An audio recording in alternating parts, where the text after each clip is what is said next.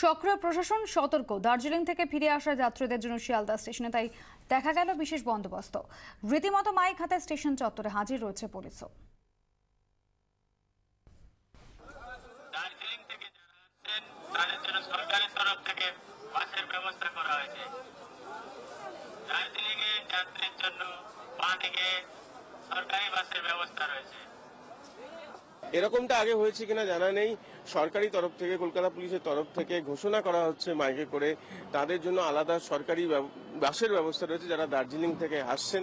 সরকারি বাস দেখতে পাচ্ছেন যেখানে ঠিক ট্যাক্সি স্ট্যান্ড সেখানে সরকারি বাসগুলো দাঁড়িয়ে রয়েছে এবং একের পর এক যখন সকাল ভোরের ট্রেনগুলো আসছে যারা দার্জিলিংয়ে যাত্রীদের নিয়ে আসেন পর্যটকদের, তাদের রীতিমতো পুলিশি সহযোগিতায় এই বাসে তুলে দেওয়া হয়েছে এবং যে যার গন্তব্যে পৌঁছে যাচ্ছেন। সুনীল মোল্লার সঙ্গে প্রীতম দে, 24 ঘন্টা। পাহাড় থেকে ফিরে আসা পর্যটকদের ভিড় ধর্মতলায়। গতরাতে এক এক করে ঢুকতে শুরু করেছে বাসগুলো। অশান্ত পাহাড় ছেড়ে তড়িঘড়ি ফিরে এসেছেন অনেক পর্যটক। তাদের সুবিধার জন্য প্রশাসনের তরফে হেল্প ডেস্কের ব্যবস্থা রাখা হয় ধর্মতলা চত্বরে।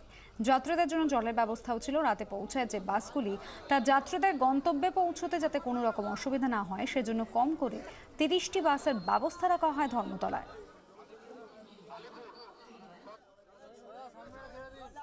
বিশালভাবে গাড়ি করে আমরা সাইট সিন ঘুরেছি, সেখানেই আমাদের নামিয়ে দিয়েছে ওখান থেকে ওই ছেলেরা, মানে ওখানকার সব যারা পার্টি তারাই নামিয়ে দিয়েছিল আমাদের।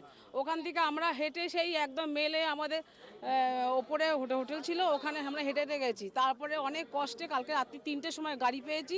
সেই 3টের সময় গাড়িতে উঠে শিলিগুড়িতে 5:30টায় নেমেছি। পরিস্থিতি পুলিশ ছিল, প্রচুর কারফিউ ছিল, তো ওখানে গাড়ি এমনিও স্ট্রাইক আছে, তো সেই জন্যই এখানে আসা। সরকার যথেষ্ট উদ্যোগ নিয়েছে, কিন্তু তবু তাহলে যারা বেড়াতে গেছে খুবই নিরাপত্তাহীন বোধ করছে। সবাই বড় খুশি, আমরা সন্তুষ্ট।